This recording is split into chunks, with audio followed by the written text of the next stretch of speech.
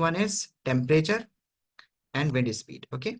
And we can simply add it if it is not being asked. But since you have to keep in mind that whatever, how much it is being asked in the examination, just write that part only. If it is being asked for the three factors, then write three. Don't write four. Don't try to be Okay, sir. smart. Don't try to be smart. Okay. Write only three. Next is uh, the fourth factor is humidity, which is inversely proportional. Okay. Next question is a farmer moves along the boundary of a square field. Okay. And he is having 10 meter, the boundary of the square field is 10 meter each. Okay. 10 meter, 10 meter each. So, and here is, he take 40 seconds to complete one round. What will be the magnitude of the displacement? Only the magnitude of displacement is being asked by the farmer at the end of 2 minutes and 20 seconds. So it is very important that the time for the revolution is given to you in 40 seconds, and it is the time is given to you in 22 minutes and 20 seconds. So convert this one into the total time he is taking, and convert it into 2 into 60 then plus 20. That you will get 120 plus 20. You will get 140 seconds. Okay, got it? So here it is 140 seconds. So the time taken to complete one round is 40 seconds, and the number of complete revolution in 2 minutes and 20 seconds will be 2 into 60 plus 20, you will get 140 seconds. So the total number of rounds will be the time taken, the total time upon the time taken to complete one round. This is a simple formula. The total number of complete round in this one will be this will be 140 divided by 40. Okay, 40 is for one round and 140 is the total time, 140 seconds. We are not writing here 2 minutes and 20 seconds. We have to convert minute into seconds. Okay, got it? Okay, sir.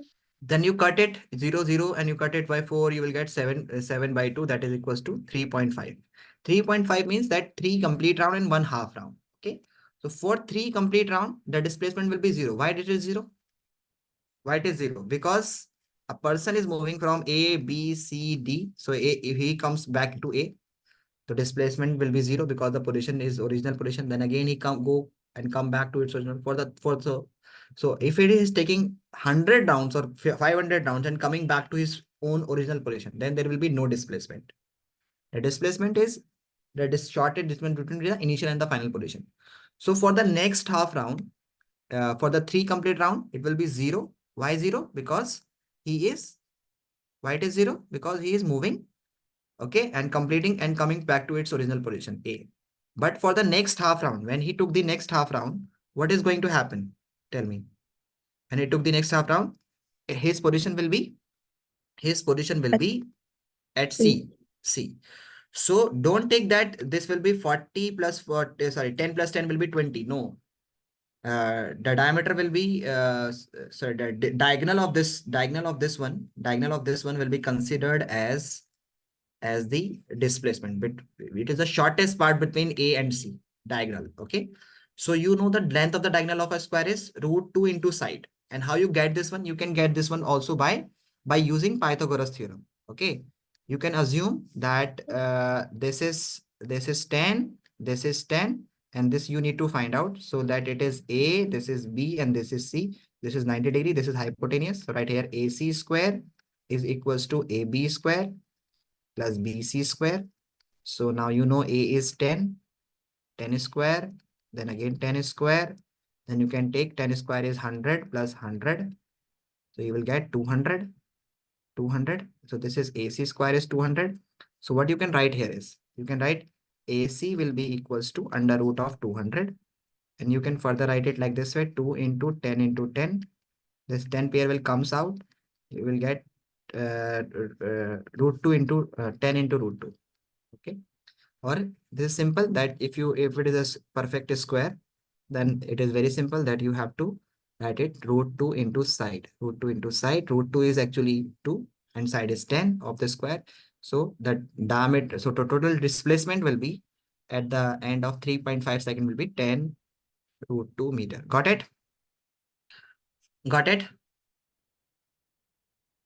Sir, at the end, Yeah. it got confused for me.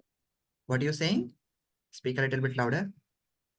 At the At end, the what you, end, I got little bit confused. at the end you get little bit confused. Okay, okay, let me explain you. that for the three complete round, the displacement will be 0. And for the next half round, A, B, C, D. Okay, he is taking 3.5 round. So for the three complete round, again he is coming back to this one, first round, then second round, then third round. So it will be 0.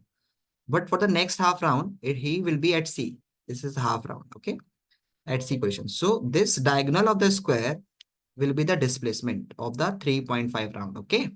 And this, the length of diagonal is root 2 into side of this square. So what is root 2? Root 2 is the formula. And side is 10. Every side of a square is 10. So this will be root 2 into 10, that you can write it 10 root 2 meter. Got it? Yes, sir. Got it. Now the next question. Here we have question number 5. Which of the following is true for the displacement? That it can be 0, it cannot be 0. Yes, displacement can be 0 when an object is coming to its original position. Okay, A, B, C, D. If an object is moving and it is coming to its original position, if a person is moving in a circular path, if a person goes from A to B and come back to A, so this is displacement will be 0. So it can't be 0. Yes, displacement can be 0. So this is false statement.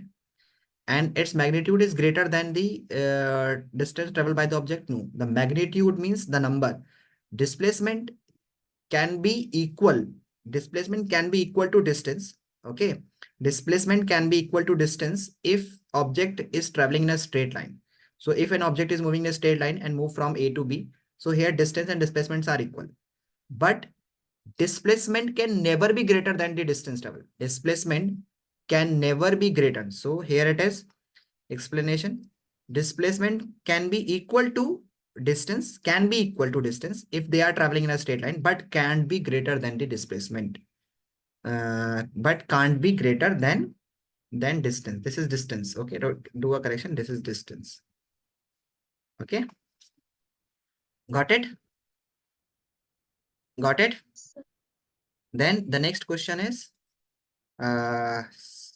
question number 6. Although the odometer of a car reads 2000 kilometers in the initial, and then the trip, after the trip, it is 2400 kilometers at the end of the trip. He took 8 hours for the complete journey. Calculate the average speed in kilometer per hour and meter per second. So this is very simple. So he start at 2000 and goes up to 2400. So the total displacement he do is 400 kilometer. Total distance is 400 kilometer. You understood? You understood? Now, the average speed is total distance upon total time. The total distance is 400 because he start at 4. How, at what distance he is going to start? Tell me. At what distance he started? Tell me. He started 2000. at 2000 and finally finished at 2400. So he is traveling only 400 kilometers because 2000 has already used it motorcycle. So this one is, you cut it and divided by 8. So if the speed in kilometer, so distance is kilometer and the speed is and the time is in hours, 8 hours. So the distance will be kilometer, speed will be in kilometer per hour. So this will be 50 kilometer per hour. Now you know that if you need to convert the speed into kilometer per hour into meter per second, then you have to multiply 50 by 5 by 18. Okay. So if you need to convert anything that is in kilometer per hour and you need to convert it into meter per second, so you have to multiply this value by 5 by 18. So I just multiply by 5 by 18. Okay, I cut it 9, 25. You multiply this one, or you can first multiply this one to upon 18, either your choice. So this will be 125 by 9, that you will going to get 13.88 meter per second. Got it? Got it? Got it, this one? Why everyone is not responding? Is there any doubt, Lima, Alvina, and other students? No, sir. You, Riaz, you understood? Riaz, are you there? Yes, sir. And you, Rumaisa, you understood? Yes. Okay, next question. Here is a question and discussions we have written. I've just discussed that. This is very easy that you can check it from the notes. Okay, so this question number 7, distinguish between solid, liquid, and gas in the tabular forms that on the basis of the characteristics of the particles. So you know that solids have very high force of attraction between their particle, liquid have lesser than this one, and gases has very low force of attraction between their particles. Diffusion is very slow in solids, faster in liquids, and fastest in gases. Fluidity, that it can flow from one position. So the fluidity of gases is the highest. We can say that gases particle is highest than liquids, and then of gases. Okay, then of solids. So this we have written. That's very easy. You can check it from notes. Okay. Question number 8. Why is the temperature remain constant, remain unchanged until the entire solid changes into the liquid state, even if we are heating the solids? Okay. So why the temperature remain unchanged? Okay, when the solids entire solid is changing into the liquids. Okay, so you know that when the solid is changing into the liquid, the heat that we are supplying, the energy we are supplying, it is used to overcome the force of attraction between the particles of solids, because you know that solids particles are very tightly packed to each other, and if they want to go to the liquid state, so they will be continuously moving. They should change their state only if they are continuously moving. So this force of attraction need to be overcome, and this for this we are just supplying the heat, and this heat is called latent heat of, tell me, latent heat of fusion. Got it? So here we have written this one, that temperature do not change as the heat goes in overcoming the force of attraction, as the heat goes in overcoming the force of attraction between the particles of solids, okay, in the form of latent heat of fusion. Got it? Understood? Yes. Next, Yes, sir. for this question number 9. Okay, just a minute.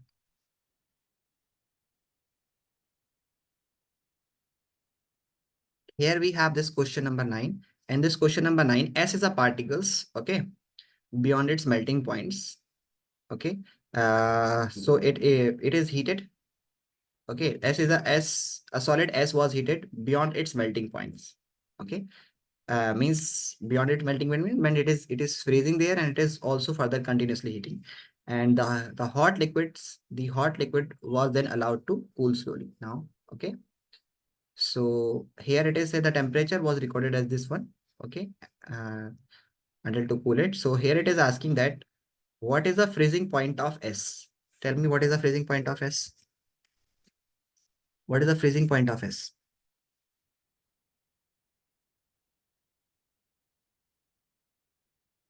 No one is going to answer. Maisa? Maisa? No one is going to answer. How it is possible? Yes, you, Alvina? Alvina, are you there? Students are not responding me. Yes, sir. Yes, so then tell me that what is the answer? What is the freezing point of S? It is 60 degrees. Yes, it is 60 degrees, because uh, this is very simple, that you know that here this graph is for constant for long time. So it means it is changing its state. Okay, so here that it is converting liquid into solid. So that's why the constant, its temperature is constant. So this is 60 degrees. So what is the freezing point? 60 degrees. From the graph as shown here, tell me the solid, at which temperature it is solid, at where it is solid, at PQR in that form you have to tell me where it is solid. So here it is At solid as P. well as it is solid as, no, it is at R. This is R. Okay, so this is solid at R. Confirm solid. Here it is solid as well as liquid, not 100% liquid, or not 100% solid. Okay. Here, here a liquid will be at P, 100% liquid at P. Okay. And here you see that the constant temperature is increasing. So above P, it will be about 100 degrees Celsius, it will be gas. And a mixture of solid and liquid. So it will be here. Here it is changing its this one. So it will be at Q. You understood? Describe and explain that what would happen if S is heated beyond 120 degrees Celsius. Beyond 120 degrees Celsius.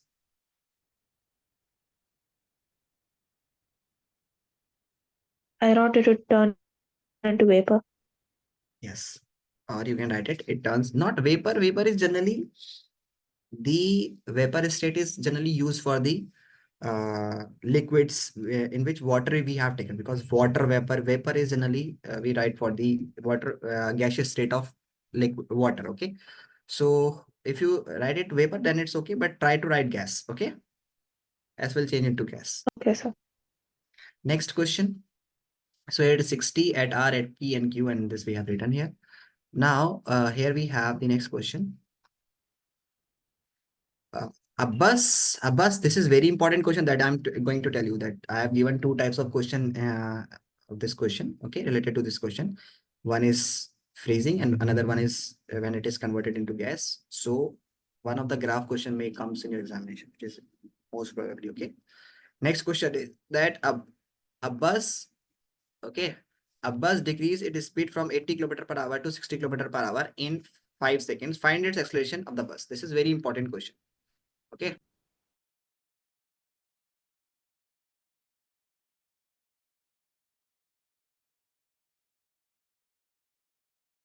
How you are going to solve this one? Tell me. So how you are going to solve this one? So this is very simple, that how you can solve this one. That first of all, that I'm going to tell you that most of the students headed speed is given in kilometer per hour. Okay. And this is the final speed. Initial speed is actually 60 kilometer, 80 kilometer per hour. And the final speed is 60 kilometer per hour. So most of the student, what they are going to do is they will first convert it 5 by 18. They keep on multiplying. They keep on going to into decimals, and they will do. Then again, they will do 16 into 5 by 18, and they will do like this way. Okay. And then whatever the answer comes here, they will going to subtract. They will put in the formula A is equals to V minus U by T. No, this will create a complication in the problems in the numerical while you are solving this one. Actually, you know that if you subtract kilometer per hour from kilometer per hour, then you will get kilometer per hour. For example, if you have 2 kg apples and you give half kg to this to someone, point half kg to this one. So you are giving going half 1.5 kg remaining. If you run 5 kilometer per hour on one day and you add 2 kilometer per hour on the next day, then the total distance you travel is 7 kilometer. So if you are adding the same unit or subtracting the same unit, you will get the same value. Okay.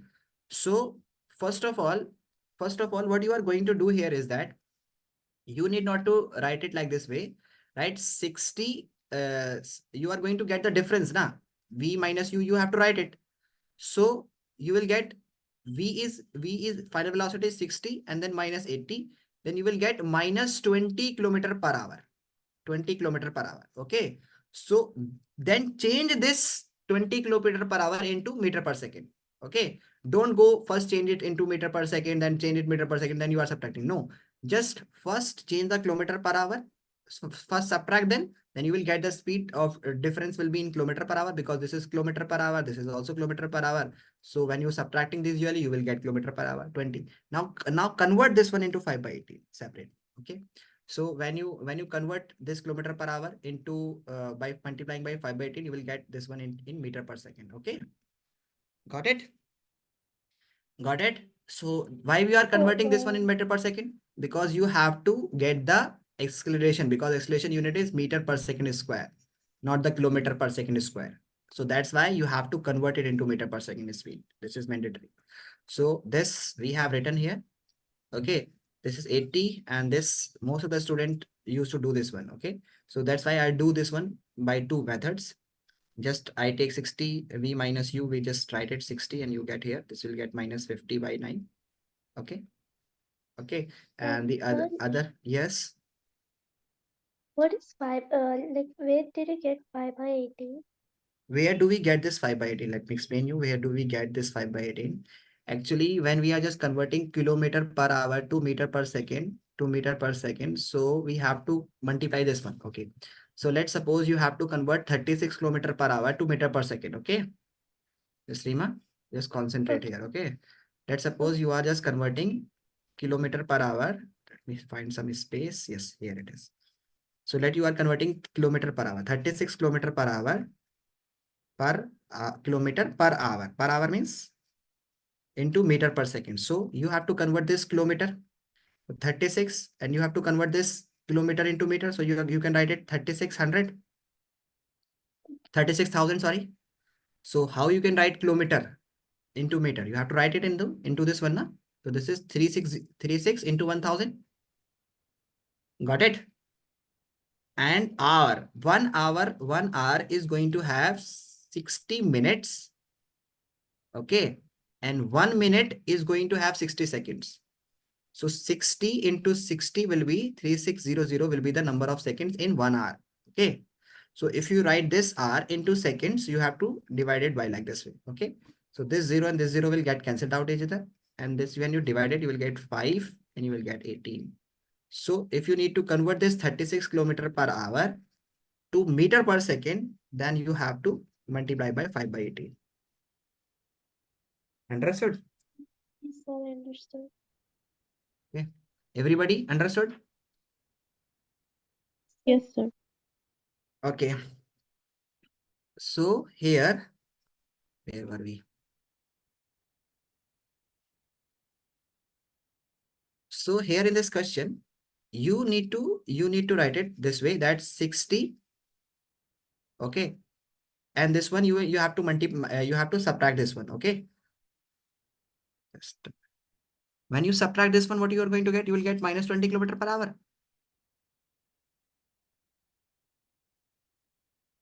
Understood? What you are going to get here? You will get minus 20 kilometer per hour. Then you convert it by multiplying by 5 by 18.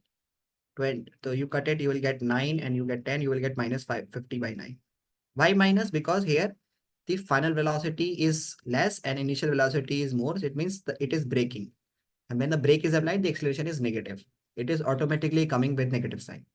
So you will get this one. Now, how many? Now you only find this value v minus u. And you have to divide it by time. So you can write it a is equals to, okay, just a minute. Yeah, noise is coming. Okay, now you know that this is a is equals to v minus u by t. So you can write it like this way, v minus u into 1 by t. Like this way you can write it. So what is v minus u? You have written that is 50 by 9. Okay.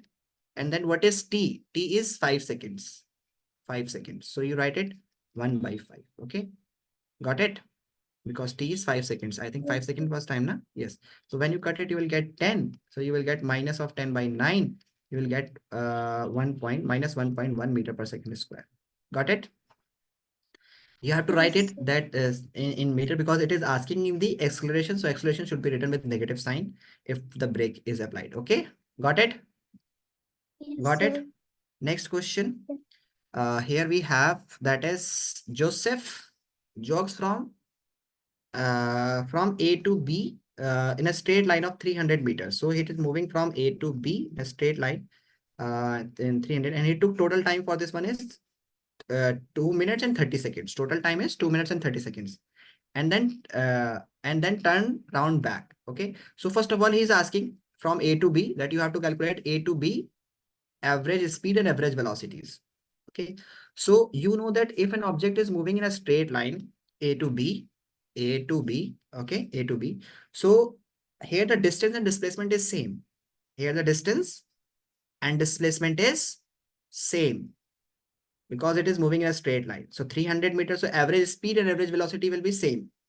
So from A to B, average speed and average velocity will be same as both the distance and displacement are same. That is 300 meter. Okay, now you have to convert this 2 minute into 2 minute and 20 seconds into seconds, total seconds. So 2 minutes have 120 seconds. Oh, 2 minutes and 30 seconds is what it was. 2 minutes and 30 seconds or 2 minutes and let's check.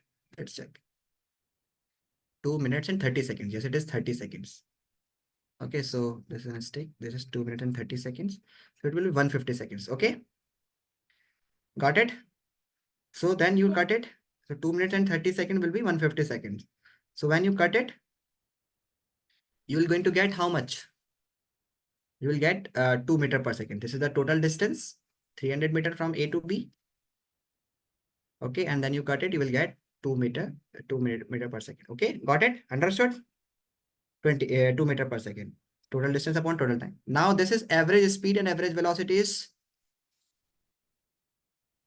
Okay. Now average speed and average velocity from A to B will be 2 meter per second. You understood? Yes. Next.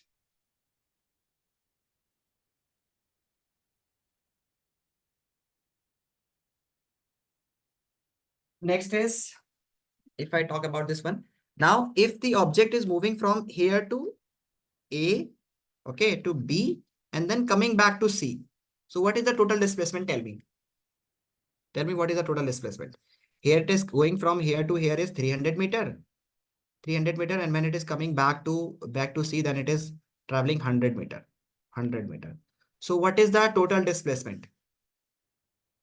Tell me, what is the total displacement?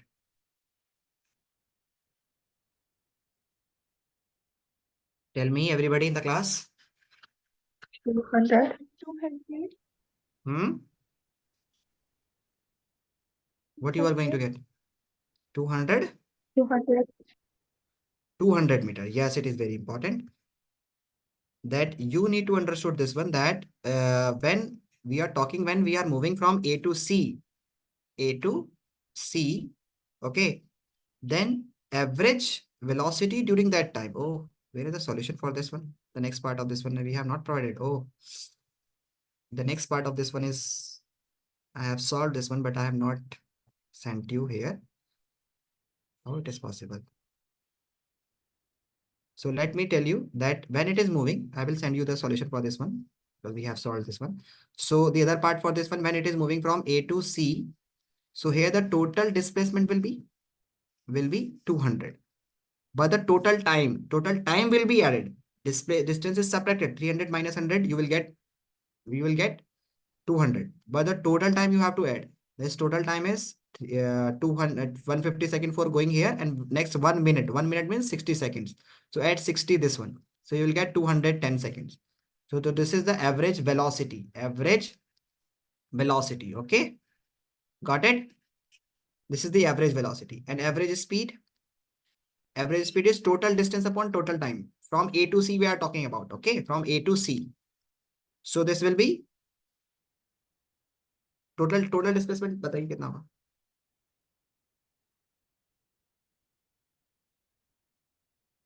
Tell me.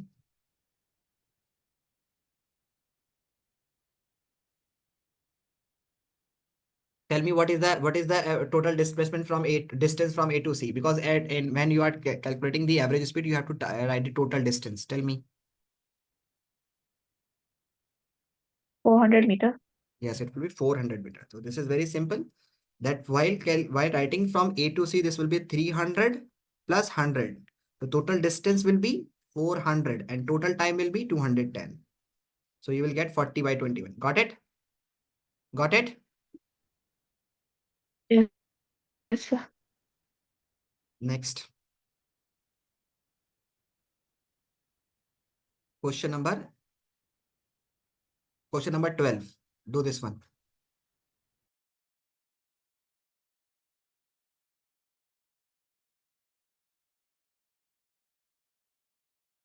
Which one, sir?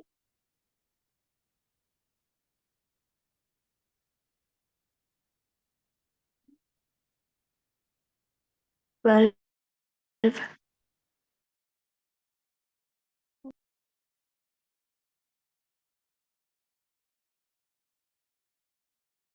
So have you done this one?